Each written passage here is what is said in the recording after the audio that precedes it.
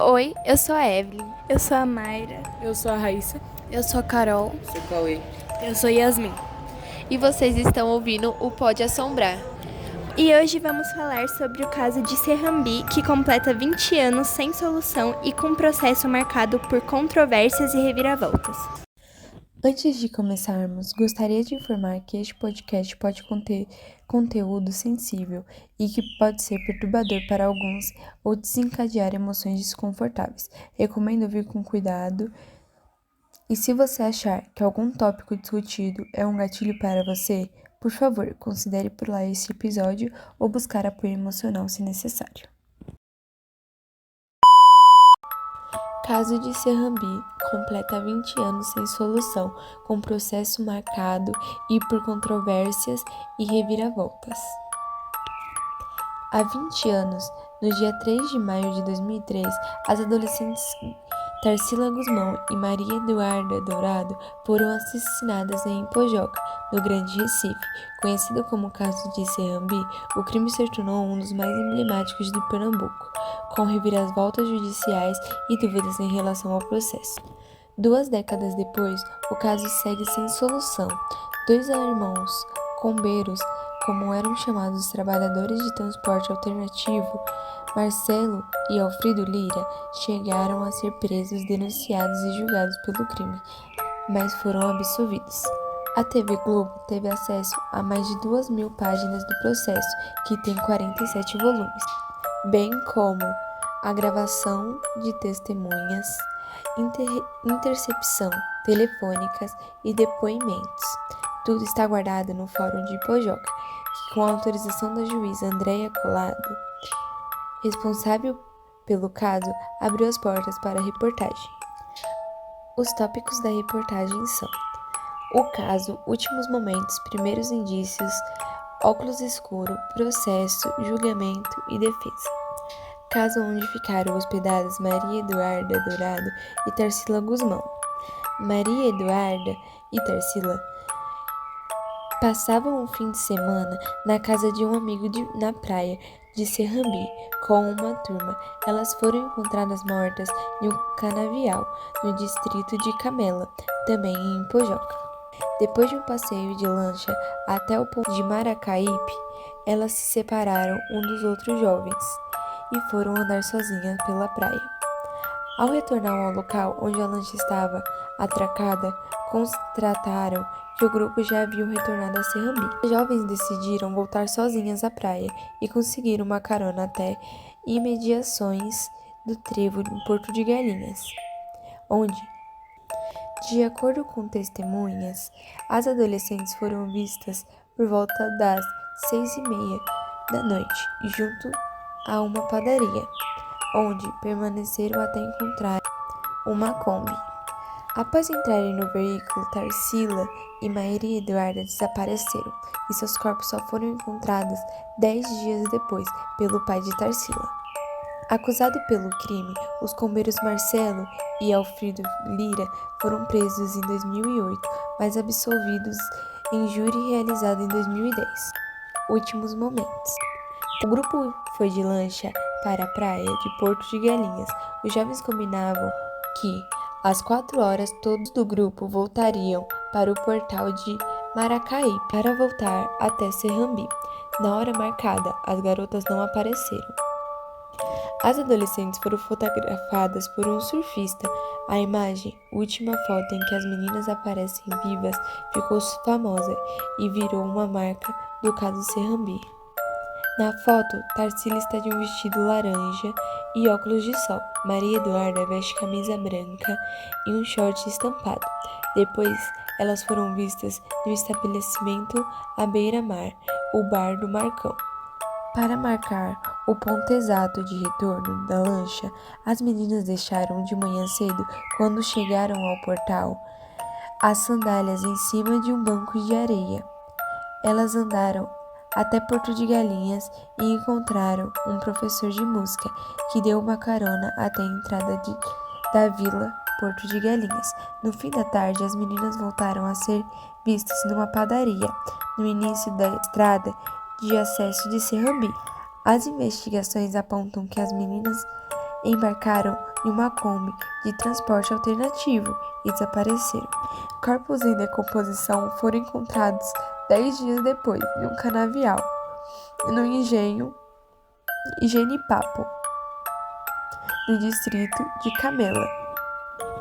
O corpo de Tarsila tinha 3 perfurações de tiro, sendo 2 na cabeça e uma na mão. Maria Eduarda foi morta com tiros na testa e no maxilar. O pai de Tarsila, que conseguiu localizar os corpos, ele era motociclista e, com a ajuda de um amigo, passou um dia em estradas de barro entre Porto de Galinhas e Serrambi. O inquérito mostra que o biquíni e o vestido de Tarsilas foram arrancados do corpo. Maria Eduarda teve o short puxado até a altura das pernas. A polícia fez perícia na casa de Tiago Carneiro e escutou todos que estavam naquele fim de semana em Serrambi. Os primeiros indícios. O delegado José Silvestre, do Grupo de Operações Especiais GOE, foi responsável pelo inquérito. A equipe dele encontrou uma mulher que vendia tapioca e disse que viu as meninas embarcarem numa Kombi. Na época, as testemunhas disse que 2 pessoas entraram numa Kombi que era branca e tinha um para-choque verde. E praticamente se jogaram na frente dessa Kombi. O cobrador estava no banco da frente e Tarsila perguntou se o veículo ia para Serrambi. O cobrador se afastou sem descer da Kombi e as 2 vítimas entraram e sentaram no banco da frente. A Kombi seguiu a direção a Serrambi.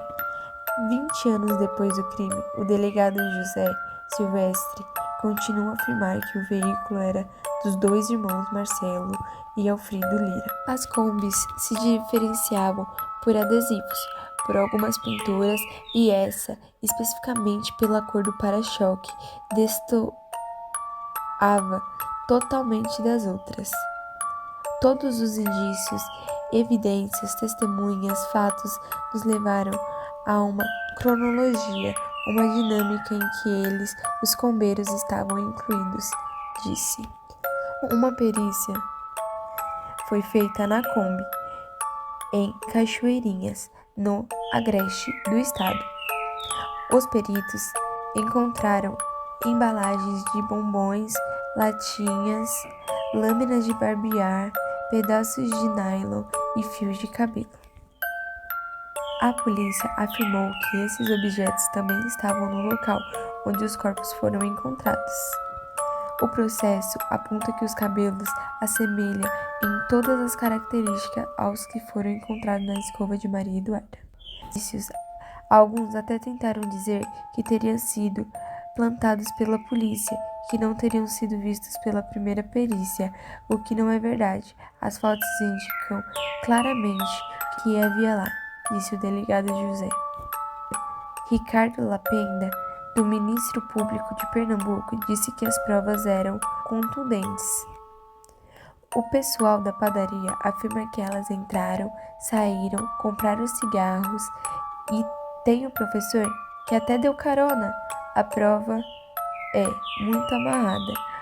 É muito convincente de que essas meninas entraram naquela Kombi e não foi chegar em Serrambi, nem em casa foram assassinadas. Os depoimentos do caso foram gravados em 2006, na Delegacia de Homicídios no Recife. Na época do crime, de acordo com o processo, Balfrido Lira era casado e tinha uma amante, Edna Maria da Silva, conhecida como Pepe. Uma das evidências levantadas pela polícia era para culpar os combeiros, que era a um par de óculos de sol pertencente a Tarsila. A amante do combeiro disse à polícia que, depois do crime, usou os óculos parecidos com aqueles. Ela também disse que Tiana, namorada do Marcelo, o outro combeiro, foi quem entregou os óculos para ela. A esposa de Alfredo, Lenilda Maria da Silva, também prestou depoimento e disse que o marido entregou os óculos para a amante. Em uma intercepção de ligação telefônica entre Alfredo Lira e o advogado de defesa dele, o defensor mostra a preocupação com o depoimento de Pepe. Em 2003, os irmãos combeiros foram presos em julho. No fim do prazo da prisão temporária, eles foram soltos. No ano seguinte, a Secretaria de Defesa Social, SDS, pede para que o policial federal investigar o caso. Durante a investigação, a PF descobre em 2005 que Marcelo Lira já tinha sido preso 3 anos antes do caso de Serrambi, em um crime semelhante ao que aconteceu com as adolescentes Maria Eduarda e Tarsila Guzmão. Marcelo também teria sido visto com uma mulher dentro de uma Kombi, que seguiu de Camela para a cidade de Ribeirão, na zona da Mata Sul. Iraquitânia Maria da Silva foi esquartejada e o corpo encontrado numa área rural. Ela era namorada de Roberto Lira da Silva, irmão dos Combeiros, que é parecido com Marcelo, mas assumiu que matou sozinha Iraquitânia. Marcelo Lira passou 40 dias preso por esse crime e foi solto após provar nas investigações que no dia em que a Iraquitânia foi assassinada não estava em Ribeirão, mas em Cachoeirinhas. O inquérito da Polícia Federal foi concluído em 2005. O promotor de justiça Miguel Salles não se convence do resultado, que aponta de novo os irmãos Combeiros como assassinos, e devolve o inquérito para o policial federal.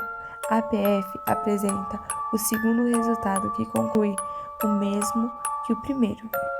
Em 2006, 3 anos depois do duplo homicídio, 2 inquéritos tinham sido concluídos, um pela Polícia Civil e outro pela Polícia Federal.